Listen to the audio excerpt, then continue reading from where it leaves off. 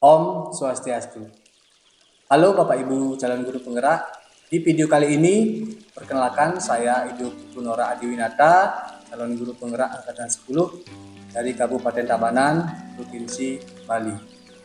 Hari ini saya akan melaksanakan kegiatan praobservasi untuk aksi nyata modul 2.3 coaching untuk supervisi akademik. Dan di video kali ini saya ditemani oleh rekan sejawat saya, yaitu Ibu Niketut Switri yang menjadi objek pengamatan saya. Baik, langsung saja kita menuju ke kegiatan praobservasi. Om Swastiastu Ibu. Swastiastu. Bagaimana kabarnya? Astagfirullah, baik sih. Baik Ibu, pada kegiatan ini ya saya akan melaksanakan kegiatan praobservasi. Nah, kemudian tujuan dari kegiatan ini adalah untuk melaksanakan artinya nanti di pembelajaran di kelas, artinya saat kegiatan tersebut Ibu nanti bisa lebih mantap, lebih yakin di dalam melakukan berbagai hal dalam pengembangan pembelajaran di dalam kelas. Nah, jadi untuk kegiatan praobservasi kali ini saya akan memberikan beberapa pertanyaan Ibu. Sudah siap Ibu? Sudah. Kemudian langsung saja Niki. Untuk pertanyaan yang pertama Niki, tujuan pembelajaran yang akan Ibu laksanakan di dalam pembelajaran nanti kira-kira apa Ibu? Untuk tujuan pembelajaran saya pada materi ini itu ada dua. Yang pertama, siswa diharapkan memahami definisi seni tari, terus sejarah tari dan fungsi. Dan yang kedua juga siswa diharapkan nanti mampu di akhir pembelajaran nanti bisa mengkategorikan fungsi dan jenis tari itu dalam bentuk bagan dan nanti dipresentasikan. Nah, kemudian selanjutnya, untuk area pengembangan Ibu nanti untuk pembelajaran di kelas itu area apa yang Ibu kembangkan untuk peserta didiknya nanti?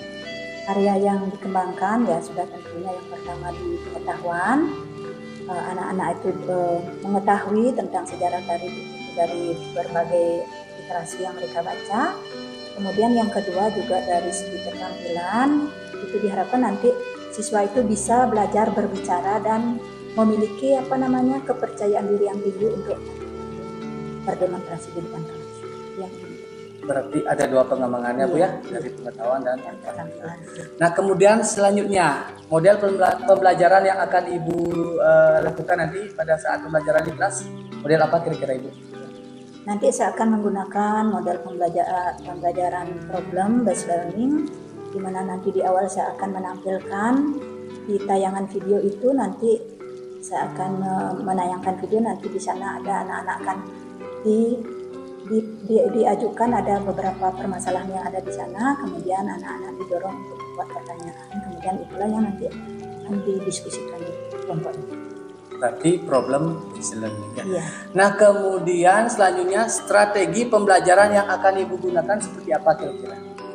Untuk mencapai tujuan itu, saya menggunakan strategi blended, karena sebelumnya saya akan membagikan materi dalam bentuk video di rumah sebelumnya itu, kemudian di sekolah akan ditayangkan kembali, itu akan terintegrasi dengan pembelajaran berdiferensiasi dengan kesadaran sosial. Berarti dengan blended learning, kemudian berdiferensiasi, kemudian ada juga KSG-nya Bu ya. Iya. Kemudian di sini untuk penilaiannya nanti gimana sih caranya Ibu nanti di dalam kelas itu untuk melakukan penilaian terhadap peserta didik Ibu? Di sana penilaiannya yang pertama dari pengetahuan seperti yang saya jelaskan tadi, itu mereka memahami, kemudian nanti ada beberapa soal yang akan mereka jawab. Kemudian yang kedua, di keterampilannya saya akan menilai keaktifan siswa di dalam diskusi. Di sana dia akan aktif mengajukan pendapat-pendapatnya sehingga nanti ketua kelompoknya bisa dengan gampang untuk memasukkan beberapa pendapat. Berarti ada pengetahuan dan keterampilan. Iya, sikap dan keterampilan. Sikap, pengetahuan dan Keterampilan. Nah, kemudian untuk sasaran kelasnya nanti Ibu kira-kira di kelas berapa kita akan melaksanakan? Kebetulan nanti di kelas 7 ya, kelas 7B. Di kelas 7, tepatnya di kelas 7B ya. Iya. kelas 7B hari Rebo jam pertama 1, 2, dan 3 itu cuma kita. Berarti hari Rabu jam 1, 2, dan 3. Baik, terima kasih Ibu. Saya rasa sementara segitu saja dulu pertanyaan dari saya. Semoga dalam pelaksanaannya nanti ya berjalan dengan lancar sesuai dengan apa yang kita bicarakan pada saat observasi. Di sana nanti kegiatan yang observasi Ibu bisa berjalan lancar sesuai dengan sintak-sintak pembelajaran ya, Bu. Nanti mudah-mudahan nanti bisa kita bisa bertemu pada saat observasi dan menampilkan yang terbaik untuk kita semua ya, Bu.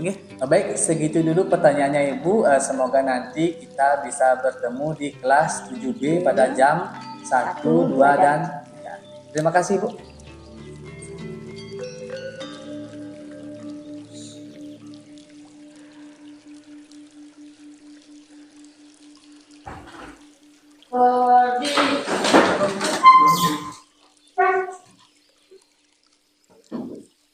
Aturan pangan dari umat.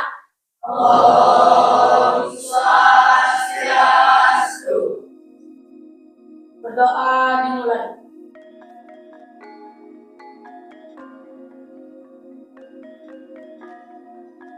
Doa selesai.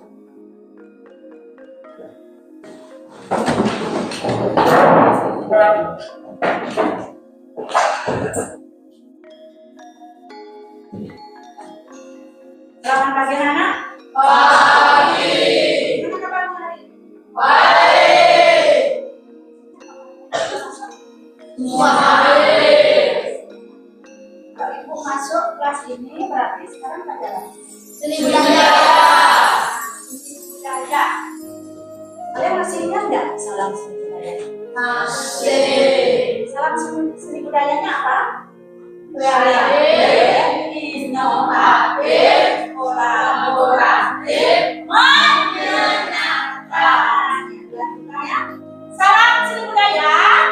Kreatif, inovatif, kolaboratif, menyenangkan.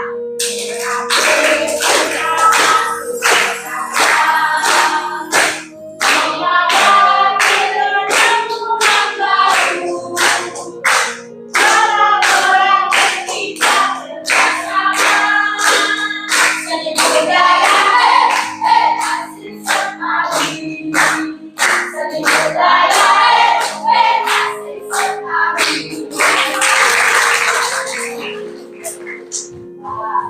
Baiklah, hari ini kita bertemu kembali dalam pelajaran seni budaya hari pada pertemuan yang keempat, ya, keempat budaya tadi. Dan minggu yang lalu kita sudah membahas tentang apa? Sejarah Hari. Sejarah Hari. Nah, di antaranya sekarang ada pada suatu zaman itu keberadaan hari itu sulit dibuktikan. Pasti angkat tangan. Apa penyebabnya? Kenapa dibilang sulit? Katakannya siapa yang bisa? Kayaknya belum ada alat. Ya, karena pada saat itu belum ada alat elektronik sebagai media dokumentasi. Kalau minggu yang lalu sejarahnya sekarang fungsi. Sebelumnya kemarin ibu sudah share ya materi yang akan kita pelajari kali ini. Apakah semuanya sudah membuka? Sudah. Apakah semua sudah mempelajari? Sudah. Nah, untuk berjuang belajar hari ini, Bu, mau tahu persiapan anak-anak dulu? Pak sekarang tunjukkan apa yang kalian bawa hari ini? Buku. Coba tunjukkan buku. Buku apa itu?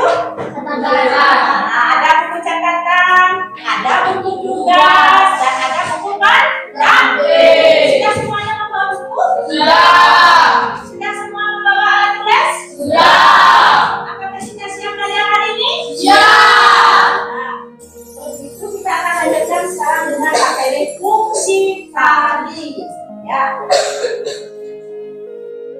Fungsi tari tradisional Indonesia. Nah, kemudian di sini Ibu sampaikan tujuan pembelajaran hari ini. Nah, supaya ada target apa yang harus kita capai hari ini. Inilah tujuan. Pada akhir nanti pembelajaran, Ibu harapkan anak-anak memahami fungsi tari tradisional. Yang pertama. Kemudian tujuan yang kedua, Ibu harapkan nanti anak-anak bisa mengidentifikasi fungsi tari tradisional Indonesia dalam bentuk bagan.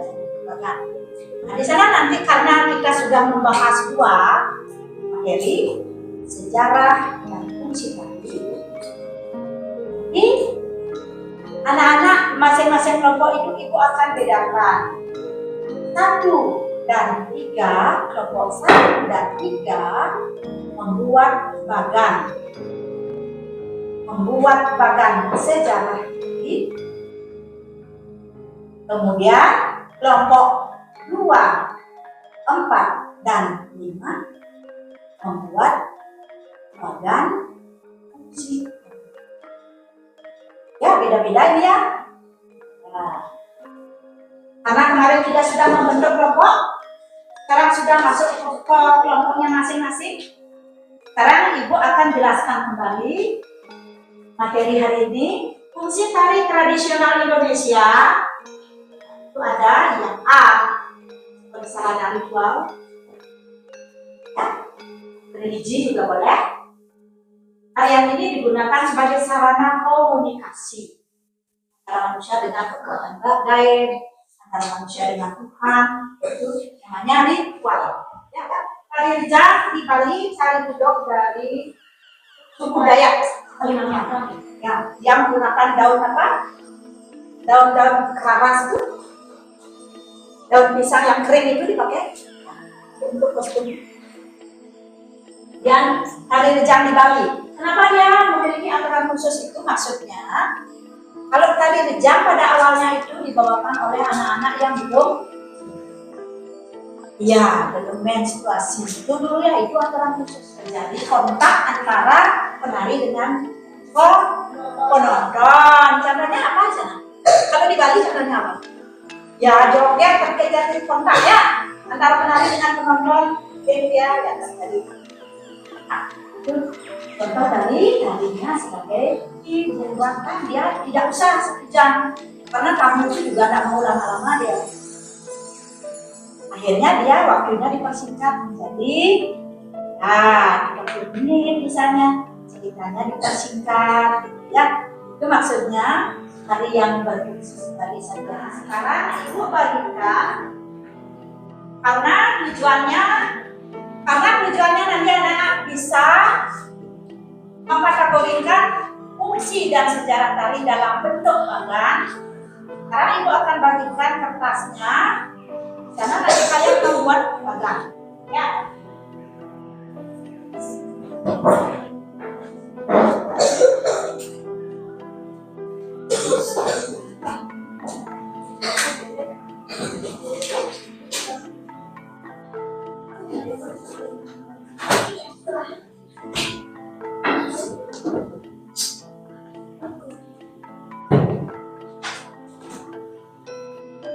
Sudah bawa bagannya semua?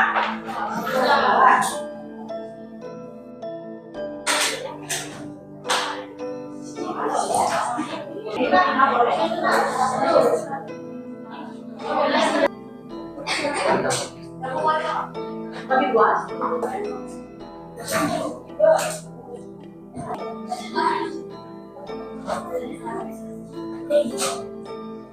Boleh dipanggil.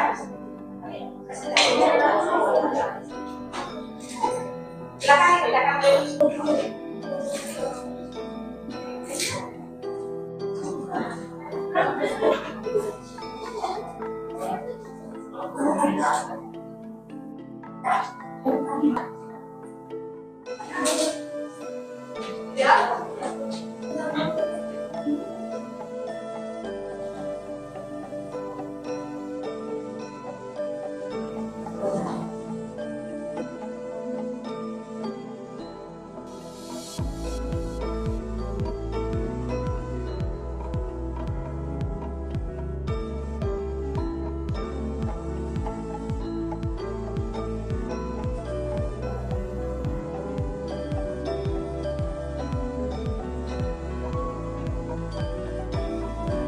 Om Swastiastu. Perkenalkan, saya Ibu dari Persatuan Jepang dan teman saya.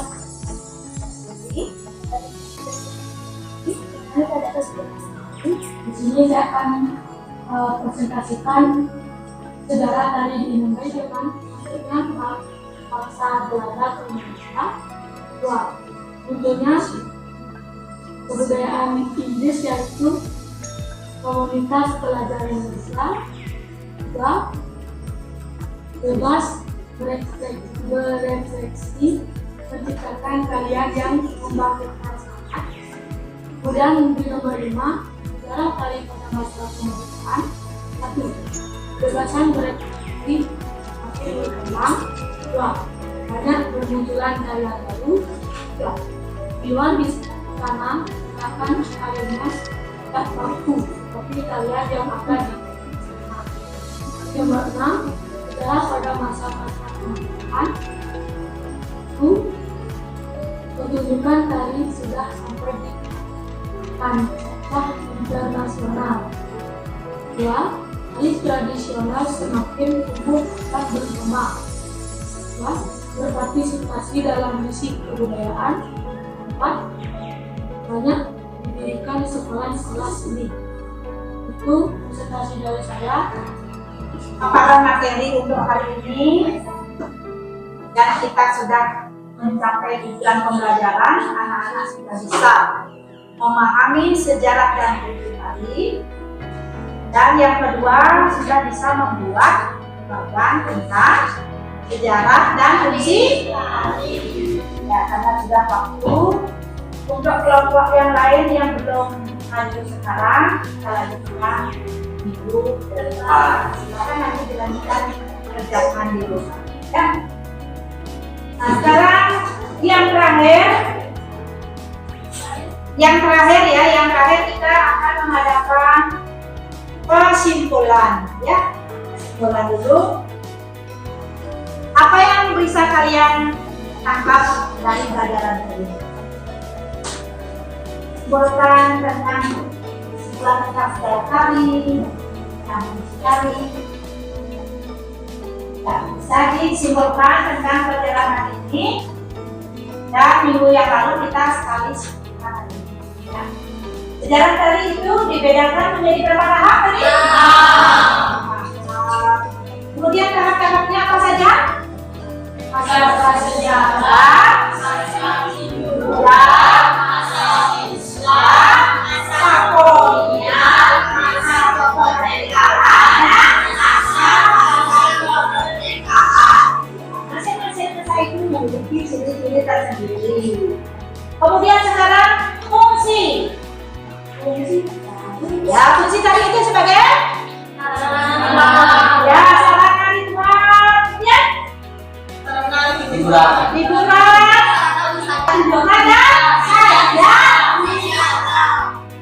Ya, itulah beberapa yang bisa kita simpulkan hari ini. Sekarang ikut tanyakan ya perasaan. Bagaimana pembelajaran hari ini? Bagaimana pembelajaran hari ini?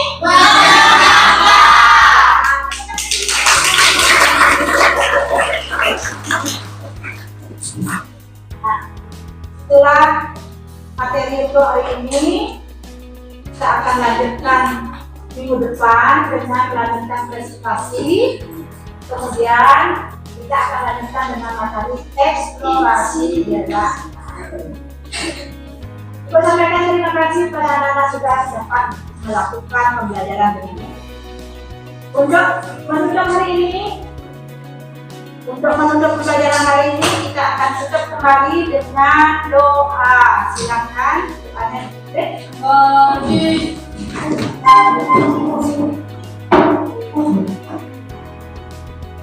Kita melakukan kita menurut yang maksudnya doa.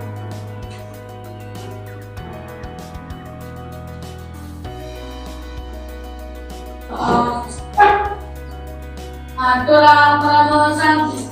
Om Santi Santi Santi Om.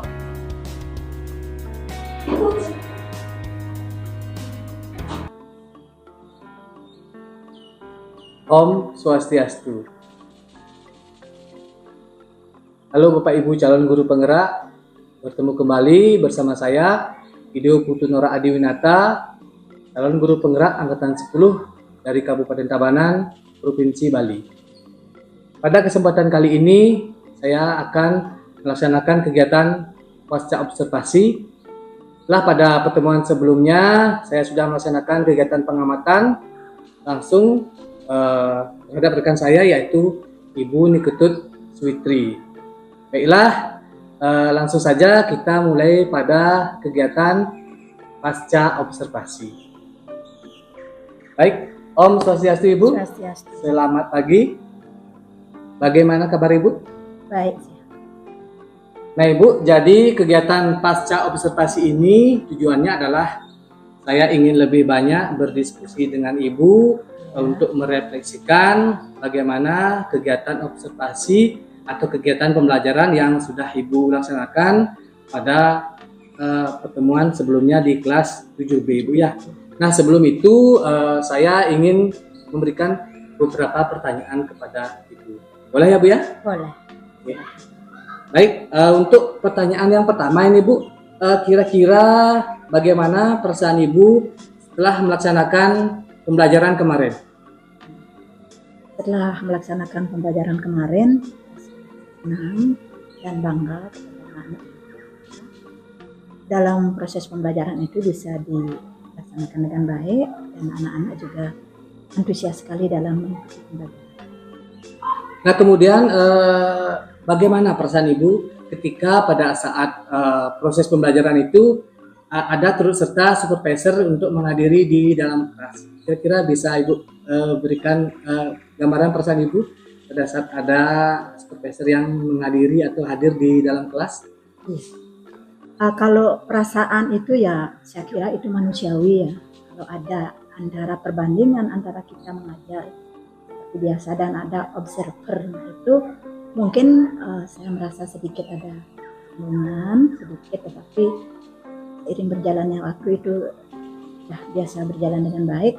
Apalagi di sana juga saya lihat anak-anak. Nah, anak-anak juga mungkin karena dia di awal juga baru pertama kali melihat ada observasi kelas, sehingga kesannya dia seperti kaku, diam. Tapi seiring berjalannya waktu juga semuanya bisa berjalan. Berarti ada sedikit perasaan canggung ya Bu ya, dari Ibu sendiri juga, kemudian dari anak-anak juga. Iya. Kemudian bisakah Ibu menceritakan kembali terkait dengan proses pembelajaran yang sudah Ibu lakukan, yang sudah Ibu laksanakan di dalam kelas kemarin? Kalau proses pembelajaran yang saya lakukan itu, saya kira itu sudah sesuai dengan perangkat ajar yang saya buat. Di sana sudah ada bagian pengetahuan, bagian inti dan penutup, kemudian metodenya, kemudian model pembelajarannya, kemudian juga tujuannya sudah disampaikan. Berarti dari dalam pembelajaran Ibu sudah memberikan artinya menyampaikan tujuan pembelajaran, kemudian juga metode atau model pembelajarannya juga, kemudian juga pada apalagi itu saya di akhirnya itu juga ada refleksi juga sudah. Nah itu sih juga yang sudah saya lihat. Kemudian seperti pada percakapan pra kemarin juga sudah menerangkan mengenai tentang strateginya, kemudian tujuan pembelajaran, kemudian nanti model-model pembelajaran sampai pada tahap evaluasinya. Ya. Kemudian pada saat kegiatan pembelajaran itu kira-kira ada nggak Ibu menemukan suatu hambatan atau tantangan di dalam kegiatan pembelajaran kemarin? Seperti yang sudah saya kemukakan tadi ya, walaupun itu secara umum pembelajaran berjalan dengan baik dan lancar, tetapi ada sedikit hambatan. Itu yang pertama, itu anak-anak dalam segi dia menjawab atau membuat kesimpulan di dalam diskusi itu, dia masih terpaku pada satu sumber buku, sumber ajar itu menggunakan buku paket, dan jawaban-jawabannya itu belum bisa mereka kembangkan. Itu yang pertama. Kemudian yang kedua juga saya lihat itu pada saat dia mengadakan demonstrasi ke depan itu ada ya kelihatan dia terasa gugup seperti itu. Ya cuman itu yang kendala yang bisa saya. Berarti kendala yang ibu temui itu yang pertama itu artinya mungkin lihat dari segi ketimpangan anak Nah, karena iya. menggunakan satu sumber jadinya dia tidak bisa Mengembangkan mengembangkan. jawabannya. Kemudian pada saat yang Maju, kedua itu maju ke presentasi, masih ada kelihatan gugup. gugup ya. Nah kira-kira dari hambatan tersebut apa kira-kira penyebab atau alasan dari anak-anak sehingga anak-anak itu merasa gugup, kemudian merasa artinya jawabannya tidak berkembang? Kira-kira apa? Alasannya kira-kira?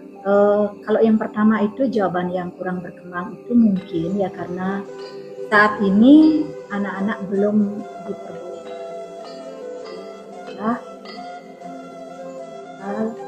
belum diperbolehkan sehingga sumber belajarnya itu hanya berpatokan pada buku pendamping.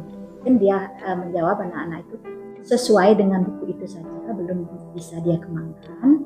Itu yang pertama. Kemudian dari sikap yang gugup tadi itu mungkin karena dia belum berpengalaman di SD, karena itu di awal di kelas 7 semester 1 dia belum punya pengalaman untuk melakukan demonstrasi atau presentasi di kelas. Itu kira-kira. Jadi penyebabnya seperti itu ya, karena anak-anak di dalam kelas itu cuma menggunakan satu buku sumber, jadinya anak-anak tersebut jawabannya itu tidak bisa berkembang. Iya. Artinya apa yang ada di bukunya itu saja yang mereka jawab. Ya, yang pertama. Kemudian yang kedua itu belum ada ya karena baru kelas 7 baru, artinya anak-anak belum terbiasa untuk presentasi di penyebabnya ibu ya. Nah kemudian dari hambatan-hambatan tadi, penyebab-penyebab atau alasan-alasan tadi yang ditemui anak-anak, kira-kira apa sih solusi kedepannya agar hambatan-hambatan tersebut nanti bisa teratasi pada pertemuan berikutnya ibu? Mungkin itu ke depan untuk tugas-tugas yang akan saya berikan, kalau dia belum boleh menggunakan HP sekolah, saya akan berikan pembelajaran alternatif dengan blended learning. Itu saya akan memberikan materi terlebih dahulu kepada anak-anak supaya nanti pada saat saya menyampaikan materi dia itu sudah membaca sedikit materi yang saya berikan, sehingga dia akan bisa mengembangkan jawaban-jawaban itu di rumah, mencari referensi di YouTube, di internet dan lain-lain alternatif yang saya berikan. Kemudian yang kedua, untuk mengatasi sikap yang gugup tadi itu, saya akan lebih banyak berkolaborasi dengan teman sejawat tentang pembelajaran berkelompok yang lebih bervariasi dan lebih banyak memberikan pelatihan presentasi. Itu nanti yang akan baik Ibu, solusi yang sangat bagus ini. Yang pertama itu dimulai dari mungkin karena anak-anak itu tidak diberikan bawa HP ke sekolah, jadinya Ibu menerapkan pembelajaran blended learning ya. Berarti pada hari sebelumnya Ibu sudah memberikan atau membagikan LKPD kepada anak-anak agar anak-anak sudah siap artinya menjawab di rumah ya. Sehingga pada pembelajaran artinya bisa berdiskusi maupun presentasi dengan lancar.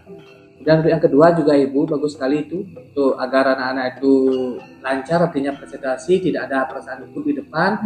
Artinya Ibu ya juga Ibu belajar juga mencari referensi kepada rekan-rekan sejawat dan dari internet juga mungkin Ibu ya mencari mengenai model-model diskusi yang menarik bagi anak-anak agar anak-anak bisa ya lebih bagus lagi ya. Terima kasih Ibu, itu jawaban solusi yang Ibu berikan sangat bagus. Nah, kemudian pertanyaan berikutnya, kira-kira solusi yang Ibu berikan tadi atau rencanakan tadi, kira-kira kapan bisa direalisasikan? Kalau itu tentunya akan segera saya realisasikan pada pembelajaran berikutnya. Kalau minggu-minggu ini mungkin belum bisa juga karena tertentu dengan libur hari raya juga ya. Setelah itu setelah masuk kembali nanti segera akan saya lakukan. Berarti komitmen Ibu nanti pada saat pembelajaran berikutnya ya, setelah hari raya akan ada juga pembelajaran Ibu, itu akan segera akan segera. Baik, mudah-mudahan nanti ya komitmen dari Ibu bisa Ibu realisasikan nanti dan juga berjalan dengan lancar. Nah kemudian juga ya yang tentunya pasti akan berdampak positif pada murid ya, untuk mewujudkan pendidikan yang berpihak pada murid nantinya. Nah kemudian juga apa yang Ibu katakan tadi sih, di dalam pengamatan saya juga setuju dengan catatan-catatan yang sudah saya buat kemarin. Dari pengamatan pada saat observasi juga saya sudah menemukan juga mengenai kegiatan-kegiatan pembelajaran Ibu dari pendahuluan, kemudian menyampaikan tujuan pembelajaran, kemudian menyampaikan menerapkan model-model pembelajaran yaitu problem based learning ya, PBL, sesuai dengan sintak-sintaknya sampai pada saat dari orientasi, kemudian mengelompokkan siswa dan diskusi sampai pada evaluasinya ya. Nah itu sudah juga nampak di catatan saya, walaupun ada sih beberapa hambatan-hambatan yang Ibu katakan tadi. Nah itu ya nanti bisa kan Ibu laksanakan perbaiki lagi pada pertemuan berikutnya. Nah kemudian di sini saya ingin Ibu memberikan bagaimana sih, atau saya ingin bertanya bagaimana sih kesan-kesan atau kesimpulan Ibu selama, atau Ibu menyimpulkan selama kegiatan supervisi akademik yang saya lakukan ini, dari dalam tahap pra, kemudian observasi, sampai kepada tahap sekarang yaitu pasca observasi. Bagaimana kira-kira kesan? Mengenai kesan ya, dari pertama pra observasi, kemudian pada saat observasi, dan yang terakhir ini saya merasa senang sekali karena mungkin dari penampilan atau pada saat saya mengajar itu mungkin ada beberapa kekurangan, kelemahan, itu sudah diberikan masukan-masukan juga untuk kedepannya. Semoga kekurangan itu bisa diperbaiki. Begitu juga dengan anak-anak, apa yang ada pada anak-anak, kekurangan yang ada itu nanti bisa kita tanggulangi bersama dengan banyak berkonsultasi dengan atasan, banyak berkolaborasi dengan teman sejawat, dan mencari referensi-referensi yang lain. Itu tujuannya juga untuk kebaikan kita bersama. Mudah-mudahan dengan adanya kegiatan seperti ini nanti bisa berlanjut pada kegiatan berikutnya dan semuanya akan mencapai kesuksesan. Itulah kesampaian. Berarti kegiatan supervisi yang saya lakukan selama ini dengan Ibu berarti bisa memberikan dampak positif bagi sekali. Ibu sendiri. Oke, dan juga mengucapkan banyak terima kasih Ibu karena selama ini Ibu sudah membersamai saya selama kegiatan supervisi akademik dari observasi, kemudian observasi sampai pada sekarang pasca observasi. Ibu sudah meluangkan waktu. Saya ucapkan terima kasih banyak. Semoga nanti kita bisa berkolaborasi lebih banyak lagi untuk memajukan pendidikan di sekolah ini. Nah kemudian saya juga ingin terima kasih juga kepada Ibu pengajar praktik, Ibu Imade Ari Febriantini selaku pengajar praktik saya di sini. Saya juga ingin meminta umpan balik dari Ibu mengenai kegiatan supervisi yang saya laksanakan pada hari ini. Oke, silakan Ibu. Baik, terima kasih sebelumnya atas waktunya. Izinkan saya balik terkait apa yang sudah Pak Dewi Nora lakukan pada siang hari ini, yaitu tadi dalam coaching yang Bapak Dewi Nora lakukan sudah ada prinsip kemitraan, di mana tidak ada memberikan saran, tidak ada menggurui atau menasehati.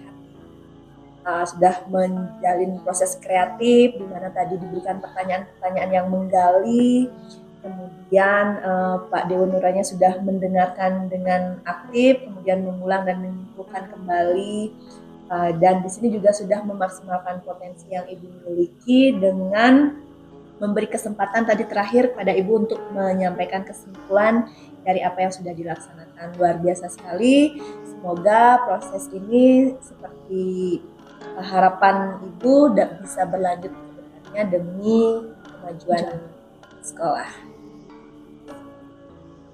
Terima kasih Ibu atas umpan balik yang diberikan kepada saya.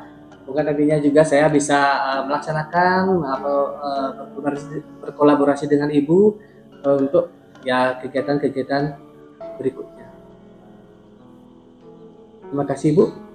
Demikianlah tadi kegiatan supervisi akademik saya, khususnya pada kegiatan pasca observasi. Semoga kegiatan ini bisa menggerakkan kita semua untuk kemajuan pendidikan di Indonesia. Oke, terima kasih. Saya tutup dengan Paramasanti. Om Santi Santi Santi Om.